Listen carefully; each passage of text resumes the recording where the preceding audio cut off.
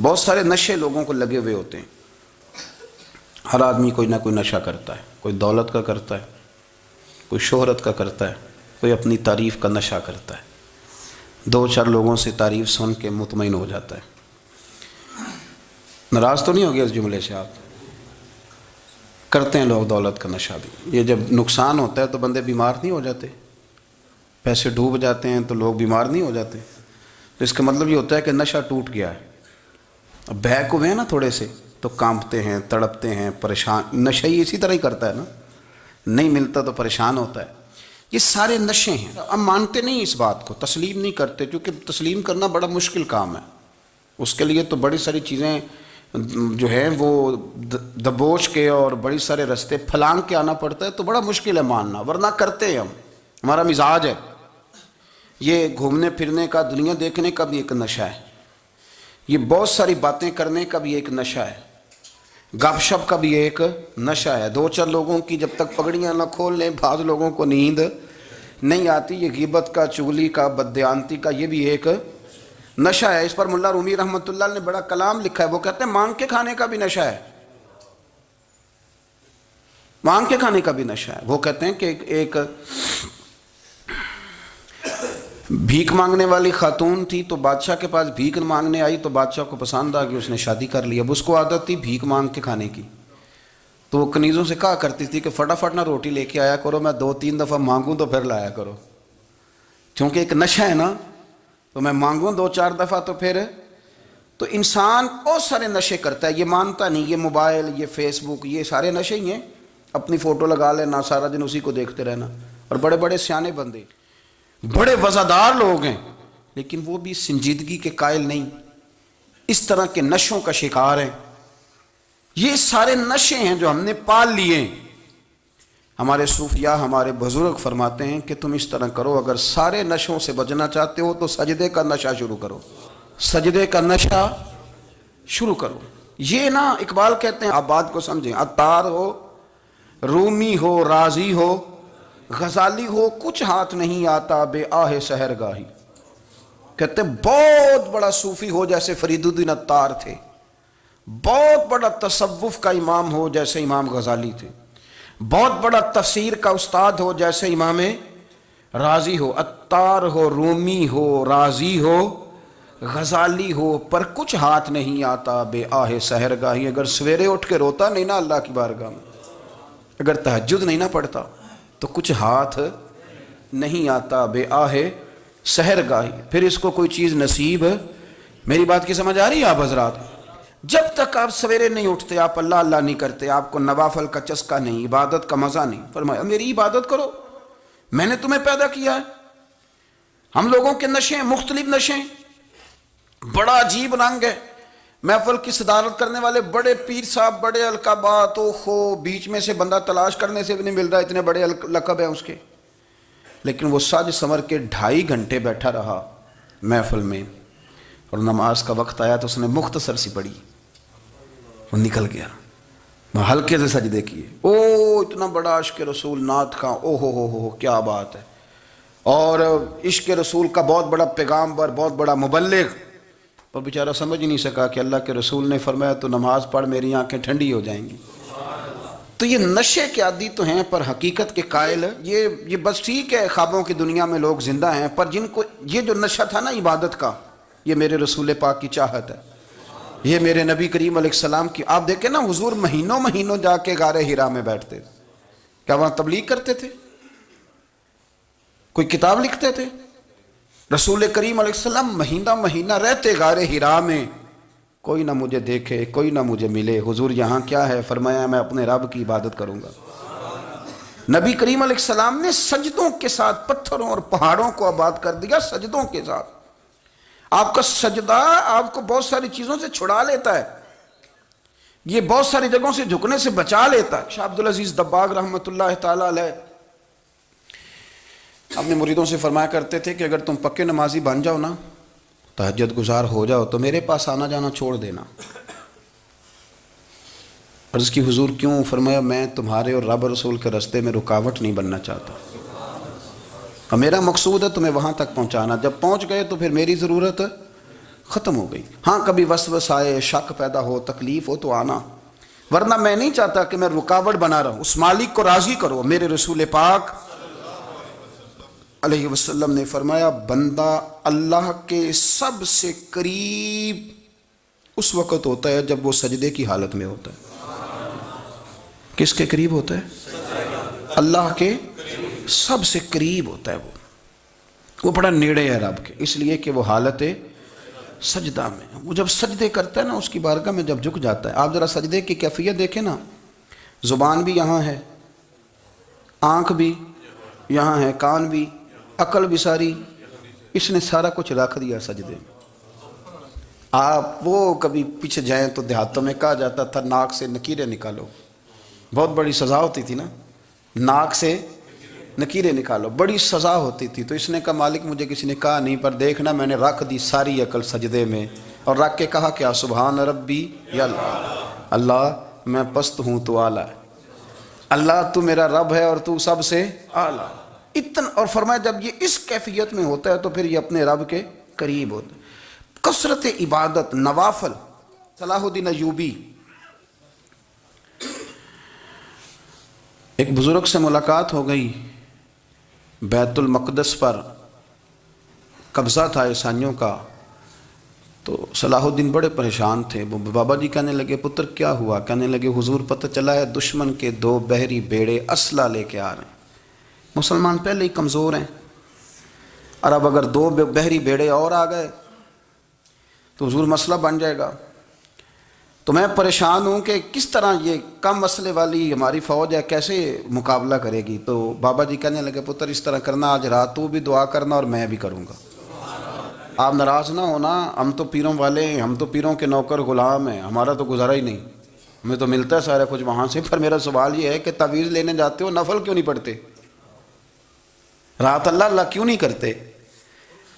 یہ بھی تو ہمارے بزرگوں کا ہی طریقہ ہے، انہوں نے تو ہمیں سکھایا ہے. صلاح الدین ایوبی سے بزرگوں نے کہا کہ رات آج نا اللہ اللہ کرنا تو میں تیرے لیے دعا کروں گا، تو بھی دعا کرنا. تو بندہ جب دکھی ہوتا ہے تو سجدہ کرتا ہے تو پھر ہی تو مصلی بھیگ جاتا ہے، پھر ہی تو مزہ آتا ہے. سکھی بندہ تو کعبے جا کے نہیں روتا. دکھی تھے، تکلیف تھی، تو سر رکھا سجدے میں تو تڑپ گئے. اور وہ بابا جی کہتے ہیں میں مسجد آیا تو صلاح الدین چیخیں مار کے رو رہا تھا اور کہہ رہا تھا مالک میں کوئی اپنی شان کے لیے تو نہیں نہ لڑ رہا، اللہ کو میں کوئی قبضوں کے لیے تو نہیں لڑ رہا، مالک تیرے لیے لڑ رہا ہوں، مجھے بے آبرو نہ کرنا، میری مدد فرمانا. کہتے ہیں میں آیا تھا کہ مسجد میں دعا کروں گا، پر صلاح الدین ایوبی کو روتے دیکھا تو میں لوٹ گیا. تو سویرے صلاح الدین ملے تو بڑے خوش تھے.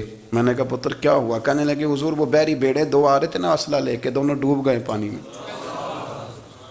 میں ڈوب گئے. تو بابا جی کہنے لگے صلاح الدین وہ پانی میں نہیں ڈوبے، وہ تیرے آنسوؤں میں ڈوب گئے، وہ غرق ہو گئے. وہ جو تو نے مصلی بات کیا تو وہ تیرے آنسوؤں میں ڈوب گئے، وہ غرق ہو گئے، وہ تباہ، اتنے قیمتی تھے تیرے آنسو کے بہا لے گئے دشمن کے بحری بیڑوں کو. میرے عزیز سمجھ لیں اس بات کو ہمیشہ کے لیے، اور اس پر غور کر لیں اچھے طریقے سے کہ میرے رسول کریم سید عالم صلی اللہ علیہ وسلم نے نا ہماری توجہ دلائی، حضور نے ہمیں بتلایا، ہمارا ذوق بڑھایا عبادت کی طرف.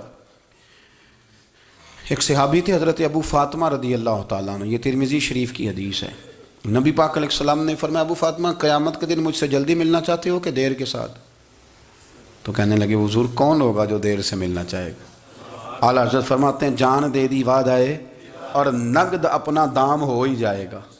مجھے لگتا ہے کہ یہ سودا نقد و نقد ہو جانا ہے، چونکہ ہم نے جان دے دی وعد آئے دیدار پر. آپ نے وعدہ کیا تھا کہ مریں گے تو پھر زیارت ہوگی، تو مر گئے ہم زیارت کی خاطر. جان دے دی وعدہ آئے دیدار پر تو نقد اپنا دام ہو ہی جائے گا. اے رضا ہر کام کا ایک وقت ہے، دل کو بھی آرام ہو ہی جائے گا. تو حضرت ابو فاطمہ رضی اللہ تعالیٰ عنہ سے نبی پاک صلی اللہ علیہ وسلم نے فرمایا جلدی ملنا چاہتے ہو کہ دیر سے؟ عرض کی حضور فٹافٹ ملنا ہے، میں نے قیامت کے دن آپ سے جلدی ملنا ہے. تو نبی پاک علیہ السلام نے فرمایا پھر اس طرح کرنا، دنیا میں رہ کے سجدے زیادہ کرنا، پھر سجدے زیادہ کرنا، قیامت میں ملاقات جلدی ہو جائے گی، قرب ملے گا تمہیں. اپنے بچوں کے اندر دیکھیں نا، ہم شوق پیدا کرتے ہیں، ہمیں صحیح لفظ نہیں بولنے آتے پر ہم بچوں میں شوق پیدا کرتے ہیں کہ پتر ڈاکٹر بن جائے گا تو بڑا نفع کرے گا تو تو لوگوں کی خدمت کرے گا، ملک و ملت کی خدمت کرے گا، تیرے ابا کا نام روشن ہو۔ یہ ذوق پیدا کرتے ہیں ہم اپنے نوجوانوں کے اندر، یہ فکر پیدا کرتے ہیں، انہیں ہم سمجھاتے ہیں کہ میاں جب تم پڑھو گے، محنت کرو گے تو فلاں آدمی کی طرح تمہارا نام ہوگا۔ یہ جتنا ذوق ہم بچوں کے اندر ان چیزوں کا پیدا کرتے، ہمیں حکم ہے کسی طرح ہم ذوق پیدا کریں کہ پتر نماز پڑھے گا تو اللہ راضی ہو جائے گا، تو سجدہ کرے گا۔ دیکھیں نا میرے رسول کریم علیہ السلام نے فرمایا 7 سال کے بچے کو مسجد لے کے جاؤ، یعنی اسے شوق دلاؤ، اس کے اندر یہ خاصیت پیدا کرو کہ اس کا دل کرے مسجد میں جانے کا، اس کے اندر یہ خصوصیات لاؤ کہ وہ ہمارے ہاں نا ہر چیز کو پروموٹ کیا جا رہا ہے، ہر چیز کو، یعنی سر سنگیت سکھانے کے لیے اکیڈمیاں بن گئی ہیں، ہر شے پروموٹ ہو رہی ہے، عبادت کا جذبہ کم ہوتا جا رہا ہے، اللہ اللہ کا ذوق ہمارے اندر نہیں رہا۔ اور اتنا مشکل ہم نے اپنے لیے بنا لیا ہے کہ وہ بندہ جو بڑی زبردست مذہبی گفتگو کر رہا تھا اور تگڑی بات کر رہا تھا، کیا بات ہے، لیکن نماز کے بارے میں کمزوری دکھا جاتا ہے، نوافل کے بارے میں وہ چپکے سے نکل جاتا ہے۔ امام احمد بن حنبل رحمۃ اللہ تعالی علیہ، مسند امام احمد بن حنبل 14 جلدوں میں ہے مارکیٹ میں، اور مجھے تو خیر پسند ہی بڑی ہے، میں نے تو کئی دفعہ پڑھی ہے، اور کیا بات ہے امام احمد بن حنبل کی، کیسے تگڑے قسم کے محدث تھے، اور اللہ نے کتنا انہیں اعزاز عطا فرمایا ہوا تھا۔ یہ کوڑے بھی کھاتے تھے دین کی خاطر، سارا کرتا لہو سے بھر بھی جایا کرتا تھا، بڑا اعزاز والا شخص تھے، بڑے اعزاز والے، حدیثیں جمع کرنا، حدیثیں لکھنا، حدیث پڑھانا، سارا دن رہتے تھے، کہہ سکتے تھے کہ میں کر تو رہا ہوں کام، اور حدیث بھی موجود ہے کہ عالم عابد سے افضل ہوتا ہے، پر اس کے باوجود امام احمد بن حنبل رحمۃ اللہ علیہ 300 نفل فرض نمازوں کے علاوہ پڑھا کرتے تھے، 300 نوافل روز پڑھا کرتے تھے۔ ان کے بیٹے نے کہا ابا جی مکان خریدنا ہے تو کوئی جگہ کہاں کر کے لوں، بہت ساری آبادیاں، تو فرمایا پتر وہاں لینا جہاں مسجد قریب ہو۔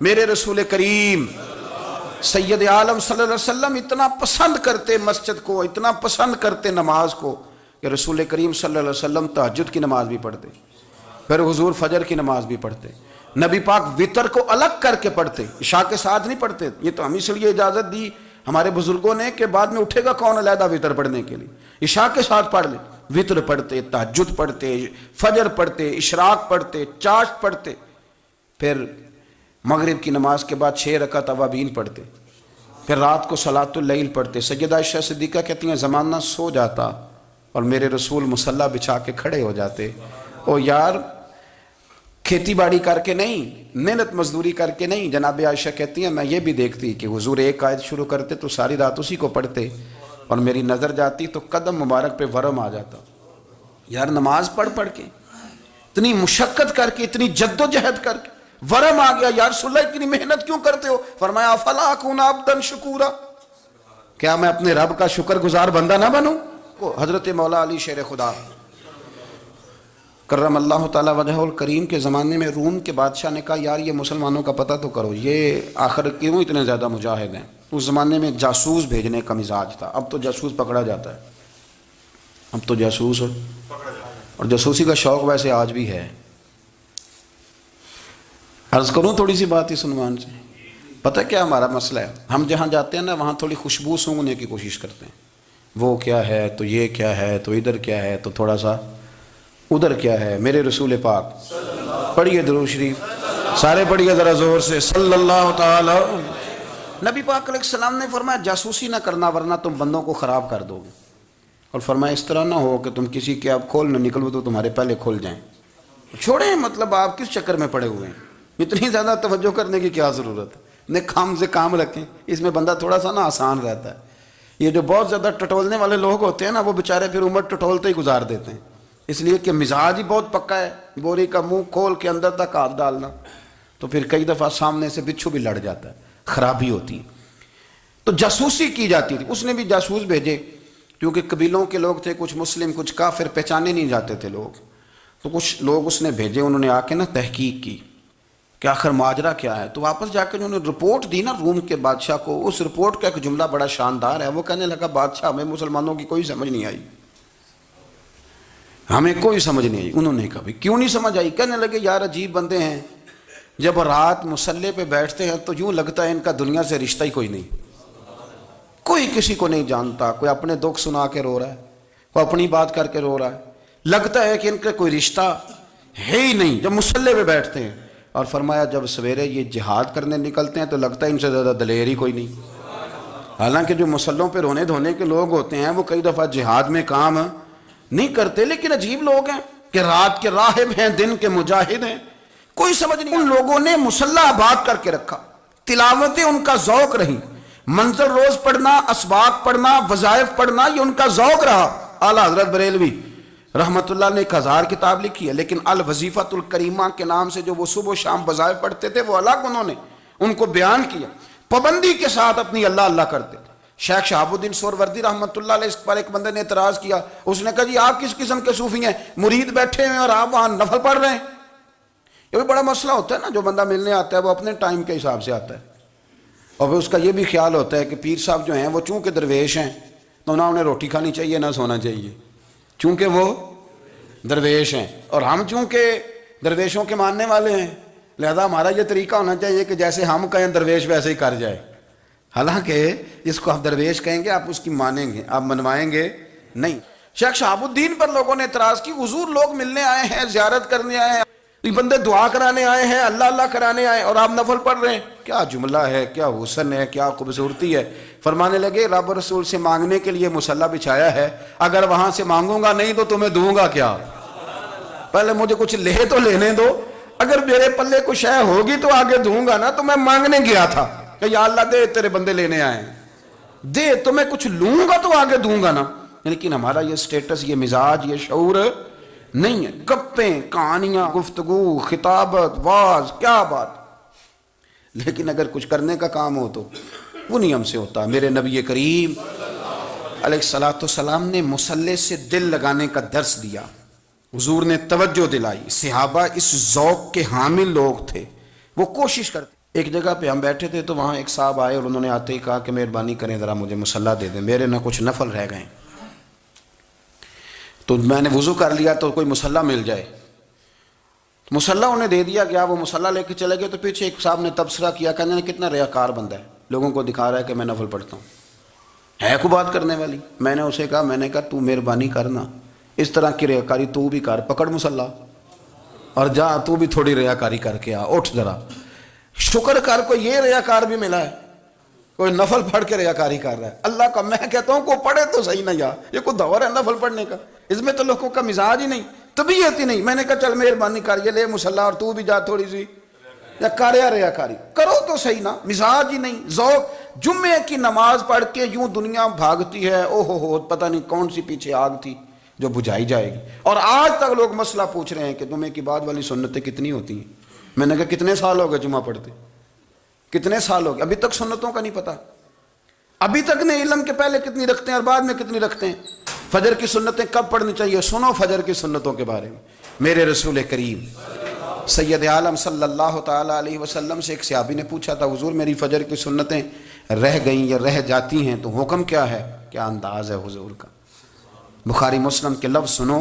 حضور سید عالم صلی اللہ علیہ وسلم فرمانے لگے، اس نے کیا پوچھا تھا، حضور جواب کیا دیتے؟ فرمایا فجر کی سنتیں کبھی نہ چھوڑنا، فجر کی پہلی 2 سنتیں کبھی نہ چھوڑنا. یا رسول اللہ صلی اللہ تعالیٰ علیہ وسلم میری رہ گئی ہیں، رہ جاتی ہیں. فرمایا فجر کی 2 سنتیں نہ چھوڑنا. فرمایا فجر کی پہلی 2 سنتیں مجھے دنیا اور دنیا کے اندر جو کچھ ہے وہ سب سے زیادہ پیاری ہے. فجر کی 2 سنتیں دنیا اور دنیا میں جو کچھ ہیں مجھے وہ سب سے زیادہ پیاری ہیں، اس لیے فجر کی سنتیں نہ چھوڑنا. اپنا ذوق، اپنی طبیعت. حضرت ربیع کہتے ہیں میں بڑی دور سے سفر کر کے گیا حضرت اویس کرنی سے ملنے، بڑی دور سے. اور جب میں پہنچا تو فجر کا وقت تھا، تو حضرت اویس کرنی کو میں نے پا لیا. تو وہ نماز پڑھ کے نا قرآن شریف لے کے بیٹھ گئے. فرماتے ہیں اشراق چاشت کا وقت ہوا تو نفلوں کی نیت باندھ لی. محدث ابن الجوزی نے لکھا ہے، فرماتے ہیں پھر جب زوال کا وقت ہوا تو مسجد میں جھاڑو دینے لگ گئے. زور کی نماز پڑھ کے تو عصر کی تیاری تک وہ مسجد میں بیٹھے رہے. اور میرے نبی پاک علیہ السلام نے فرمایا جو نماز کے انتظار میں بیٹھا ہو وہ نماز ہی میں ہے، وہ نماز ہی میں ہے. فرمایا میری دنیا، میری امت کی جو رہبانیت ہے نا وہ اتنی ہے کہ نماز کا انتظار کرے. اذان کے بعد نماز کا یہ راہب ہیں، یہ اس وقت چھوڑ کے بیٹھے ہیں سارا کچھ. فرماتے ہیں عصر تک انہوں نے اللہ اللہ کی، پھر مغرب تک کی، عشاء کی نماز ہوئی تو نماز پڑھی تو وہ تھک گئے، اب مجھے وہ فارغ ہوں مصلی چھوڑے تو میں ملاقات کروں نا۔ یہ آپ حیران نہ ہو کہ اتنی دیر بندہ کیسے اللہ اللہ کر، ہم نے کی نہیں نا اس لیے ہم پریشان ہیں، جو عادی ہوتے ہیں وہ کر بھی لیتے ہیں۔ میری بات کی سمجھ آ رہی ہے؟ جب جاتے ہو کسی دفتر میں تو 8 گھنٹے کھڑے رہ لیتے ہو نا، مجبوری ہوتی ہے تو کھڑے رہا جا سکتا ہے۔ پاسپورٹ کے دفتر بولیے، امیگریشن کی لائنوں میں، اور میں نے تو ایمبیسیوں میں بندے 12 گھنٹے پہلے جا کے کھڑے دیکھیں، رہ لیتے ہیں کھڑے۔ تو اگر ان کاموں کے لیے رہا جاتا ہے تو اللہ رسول کے لیے بھی کھڑے رہا جا سکتا ہے۔ تو فرمانے لگے کہ جب عشاء کی نماز کے بعد آخر انسان تھے، تھک گئے، نیند کا غلبہ ہوا تو تھوڑی ایسے آنکھ بند ہوئی تو کھلی تو رونے لگے۔ حضرت ویسے کرنی ہے، رو کے کہنے لگے مالک مجھے غافل تو نہ کر، ابھی میں نے کیا بھی کچھ نہیں، دن ختم ہو گیا، کوئی نفل نہیں، کوئی اللہ اللہ نہیں، اللہ مجھے غافل نہ کر، میری مدد فرما۔ فرماتے ہیں جب وہ روئے تو میرے ساتھ جو شخص تھا، میں نے کہا اٹھو چلیں، کہنے لگا حضور ملا نہیں، فرمایا جو میں لینے آیا تھا وہ مجھے مل گیا ہے، جو میں ان سے سیکھنے آیا تھا وہ مجھے نصیب ہو گیا، اب اور میں نے کیا لینا، ختم ہو گئی بات، اٹھو چلیں۔ میرے بھائی اپنا مصلی، اپنی عبادات، اپنے وظائف، اللہ اللہ جو آپ نے کسی سے سیکھی ہے اس کو کبھی کمزور نہ ہونے دیں۔ شجرہ شریف جو کسی بزرگ سے آپ لے لیتے ہیں تو کیا رسم ہے کوئی؟ اس پہ کچھ لکھا ہوتا ہے، وہ پڑھنے کے لیے دیا جاتا ہے، اس پہ لکھا ہوتا ہے کہ یہ اللہ اللہ آپ نے کرنی ہے۔ ساری زندگی کسی اسکول میں داخل ہو گئے اور وہاں جا کے آپ نصاب ہی نہ پڑھیں، کتاب ہی نہ کھولیں تو پاس ہو جائیں گے؟ وہ کہتے ہیں میں 20 سال جاتا رہا ملا کچھ نہیں، تو آپ نے لیا کیا ہے؟ ایک اتنی سی کتاب تھی، اس کو تو کھول کے آپ دیکھ نہیں سکے، اس کے وظائف تک تو رسائی نہ ہوئی، اس لیے کہ اللہ اللہ کرنا مشکل ہے اور تصویر کھنچانا یہ آسان کام ہے۔ تو جو آسان ہے اس طرف ہماری توجہ لگی رہتی ہے اور جو مشکل ہے اس طرف ہم ذوق پیدا نہیں کرتے۔ یا ایھا الناس اعبدوا ربکم الذی خلقکم والذین من قبلکم لعلکم تتقون، اے لوگو اس رب کی عبادت کرو جس نے تمہیں پیدا کیا اور تم سے پہلوں کو پیدا کیا، اس لیے عبادت کرو کہ تم پرہیزگار ہو جاؤ گے۔